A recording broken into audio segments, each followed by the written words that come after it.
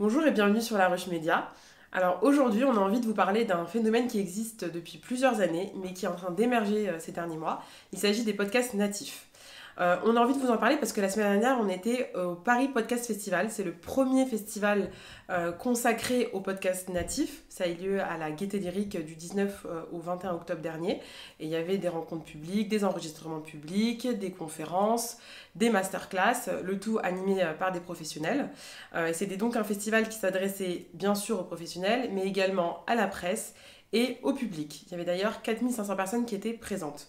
Nous, on s'est posé la question, on s'est dit, face à la montée en puissance de ce nouveau média, comment est-ce qu'on peut expliquer cette révolution média et surtout, quels sont les enjeux de ce média devenu incontournable à la fois pour les marques, mais aussi pour les professionnels de la communication et les professionnels du journalisme.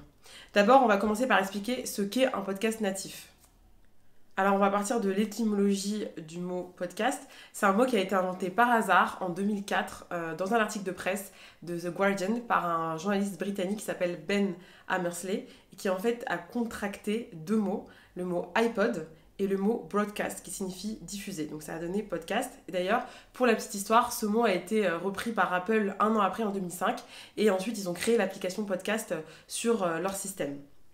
Donc ensuite, on va faire un peu la différence entre un podcast classique et un podcast natif, puisque le mot podcast, il regroupe pas mal de choses.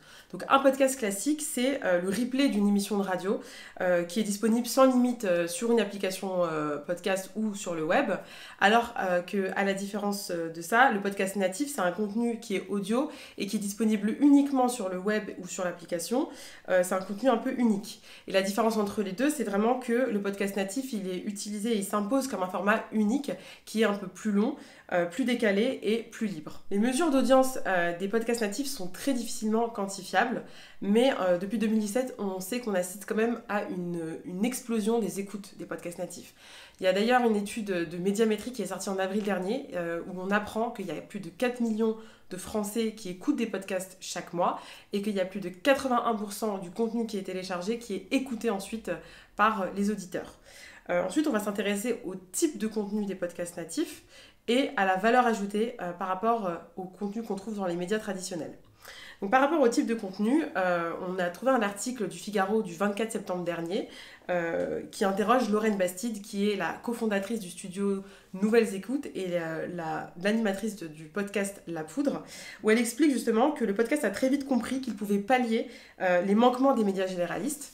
Elle explique aussi pendant l'enregistrement de son podcast à l'occasion du festival Paris Podcast Festival, elle expliquait justement que le podcast c'était l'anti-réseaux sociaux puisqu'il ne réagit pas à l'instantanéité comme les médias traditionnels, mais qu'il a pour vocation plutôt à étudier un thème de fond en comble.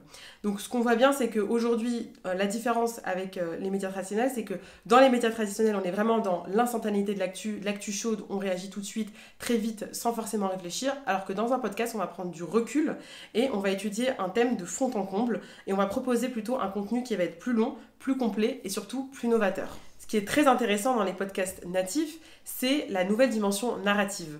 On a vraiment là un art du narratif qui est en train de se développer de plus en plus et le meilleur exemple, c'est le podcast natif américain Serial, qui est devenu vraiment un phénomène de société, dans lequel la journaliste Sarah Koenig va tenter d'élucider des affaires judiciaires très contestées et controversées.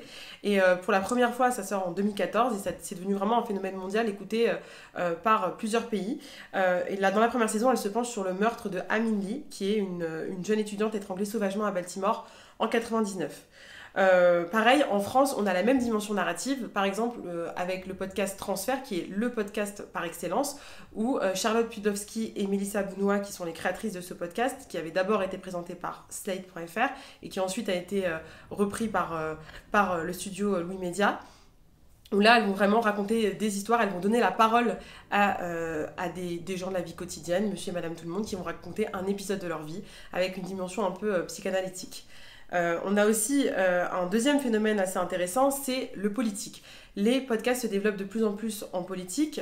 On a vu ça surtout aux États-Unis avec le podcast du Spin Doctor d'Obama, de Axe Fields, qui expliquait un petit peu la communication d'Obama. Et on a aussi The Pineapple, qui est une maison de podcast créée par Jenna West Berman, qui était d'ailleurs l'invitée du Paris Podcast Festival et qui expliquait justement qu'elle avait créé un podcast pendant la campagne présidentielle d'Hillary Clinton. Maintenant, on se demande, est-ce que ce nouvel outil de communication politique pourrait arriver en France dans une prochaine élection, peut-être l'élection présidentielle ou les élections législatives ou les européennes. Ce qui est très intéressant dans les podcasts natifs, c'est qu'ils ont vocation à ne pas être trop généralistes. Ils vont vraiment s'intéresser à des thèmes en particulier et ils vont cibler des communautés en particulier, comme par exemple les femmes ou les entrepreneurs, etc. Si je vous dis par exemple La Poudre, Yes, Bouffon, Plan Culinaire, Beauty Toaster, tout ça c'est des podcasts qui parlent de thèmes en particulier. On a par exemple des thèmes de beauté, comme les dictats de beauté qui sont traités dans des podcasts, ou la grossophobie, par exemple dans le podcast Miroir Miroir, qui a été créé en septembre dernier, ou dans le podcast Regard. On a aussi beaucoup des thèmes de développement personnel, comme par exemple Oui, change ma vie de Clotilde Dussolier, ou alors Se sentir bien d'Esther Talifet. On a aussi pas mal de podcasts entrepreneuriaux, comme je le disais, comme Génération XX de Siam Gibril, ou Commencer du studio Nouvelles Écoutes. On a bien sûr le féminisme qui est très très très abordé par les podcasts et les femmes en général. Donc le podcast le plus connu, c'est bien sûr La Poudre de Lorraine Bastide. On a aussi Yes qui s'est intéressé au phénomène du harcèlement sexuel, MeToo, et qui a été créé là il y a quelques semaines. Donc voilà, c'est vraiment des thèmes qui sont étudiés de manière différente et le traitement médiatique est complètement singulier. La valeur ajoutée des podcasts natifs, c'est vraiment la liberté. On a vraiment la liberté comme mot d'ordre. On a la liberté de contenu, on a une liberté par rapport aux thèmes abordés, une liberté sur la manière d'aborder ces thèmes et surtout une liberté sur le choix d'écoute. Donc vraiment, le point fort du podcast natif, c'est le fait d'écouter quand on a envie, de consommer quand on a envie le podcast. Et de la même manière que Netflix ou le replay ont révolutionné notre manière de regarder la télé ou des films, là, le podcast natif, il va transformer aussi radicalement notre manière d'écouter. On se rend vraiment compte qu'aujourd'hui, le podcast natif, ça devient un outil de communication sociétale et un nouvel outil de journalisme. On se rappelle qu'en 2002, les premiers podcasts natifs ont été créés par Arte Radio, qui était les pionniers sur le marché. Ça a été suivi par France Culture et plus de 15 ans après, maintenant, on a beaucoup d'acteurs sur le marché. On peut les catégoriser en trois. On a d'abord les studios de production privée, on a ensuite les maisons de radio et on a maintenant les agences de communication.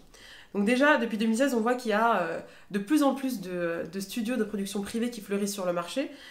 Par exemple, Nouvelles Écoutes de Lorraine Bastide et Julien Neuville. On a Louis Média de Charlotte Pudlowski et Mélissa Bounois. Boxon de Pascal Clark qui avait quitté France Inter pour créer donc, son studio de podcast. On a aussi Binge Audio, etc. Et en fait, le but de ces studios, ils ont vraiment pour vocation de faire découvrir au public une nouvelle manière d'écouter. Et surtout une nouvelle manière de consommer la radio et l'écoute. Comme on a vu fleurir, donc, comme je le disais, ces studios de production privée qui sont très très écoutés par les auditeurs, les maisons de radio, donc la radio traditionnelle, a voulu aussi se lancer depuis quelques semaines et depuis quelques mois sur les podcasts. On voit par exemple RTL qui vient de créer RTL Productions, donc son nouveau studio dédié aux podcasts natifs. On a aussi Europe 1 qui se lance et également Énergie qui pour Halloween va créer un podcast natif et sa nouvelle maison de podcast.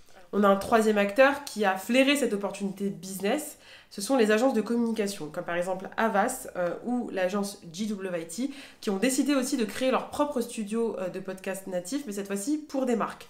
On a un exemple avec Gemio, la marque de joaillerie, qui a créé un podcast avec Havas qui s'appelle Shalalove, et qui a pour vocation en fait à interroger des couples sur leur histoire d'amour. C'est des couples souvent d'influenceurs, des personnes assez connues sur le monde du digital. On a aussi Veuve Clicquot qui a lancé un podcast avec GWIT sur la vie de la femme d'affaires qui a lancé la célèbre marque de champagne. Et on a aussi des podcasts un peu plus business, institutionnels, comme par exemple General Electric ou PwC. Après, on a aussi un podcast qui va servir à la communication RH. C'est le cas très récent de l'Armée de l'air. Donc l'Armée de l'air, dans un article du Parisien, a annoncé qu'elle avait justement révolutionné sa communication RH et qu'elle a lancé justement une campagne de recrutement via un podcast qui s'appelle L'Écho et qui, c'est un peu une série sonore en fait qui a été créée donc, par Havas. Et Havas justement a demandé à des comédiens d'interpréter des scènes tirées de la vie professionnelle des aviateurs. Donc il y a le colonel Récolin Blardon qui est aussi directeur des ressources humaines de l'armée de l'air, qui explique que c'est une façon originale de plonger dans la vie des aviateurs et de donner envie aux futurs recrues de se renseigner pour rejoindre l'armée de l'air. Donc on est un peu proche du documentaire, en fait on est à mi-chemin entre le documentaire et la vie réelle, mais on s'émancipe un peu du langage technique. Et un podcast coûte à peu près 20 000 € à produire, donc on se demande aujourd'hui si le podcast natif créé par des agences de com pour des marques et qui vont servir donc à une communication de marque, est-ce que ça va pas être le renouveau de la publicité? Donc ça c'est la question qu'on se pose. Et ensuite on va s'intéresser à un dernier phénomène, c'est la monétisation des podcasts natifs. Il y a un seul hic qui demeure, c'est la monétisation. Comment rendre rentable le business model des podcasts natifs et comment justement monétiser et pérenniser l'économie autour de ce nouveau média. Justement, au Paris Podcast Festival, Charlotte Pudlowski, qui est la créatrice du podcast Transfert et la cofondatrice du studio Louis Média, elle expliquait que même si le podcast Transfert faisait plus de 450 000 écoutes, ce qui est vraiment énorme et c'est l'un des podcasts les plus écoutés, aujourd'hui il n'est pas assez rentable. Donc nous on se pose la question, comment avoir un business model rentable? Est-ce que ça serait une possibilité pour les studios de production, ça serait justement d'alterner entre un contenu natif propre et un contenu qu'ils vont vendre à des marques pour assurer la communication d'une entreprise? Ça a déjà commencé avec Shalala Love de Gemio, avec LVMH, avec l'armée de l'air comme on l'a expliqué tout à l'heure. Donc il y a aussi une autre possibilité, c'est vraiment des alliances entre les médias et des agences de com qui vont créer des studios sonores, ça peut être donc une autre possibilité. Mais en tout cas aujourd'hui, on sait que ce nouvel outil de société, il a vraiment pour vocation à émerger de plus en plus et on aura l'occasion justement de faire d'autres vidéos pour en dire plus et justement sur la monétisation parce que c'est un sujet qui est assez intéressant, qui se développe de plus en plus aux États-Unis, donc on va voir comment ça va se transformer en France.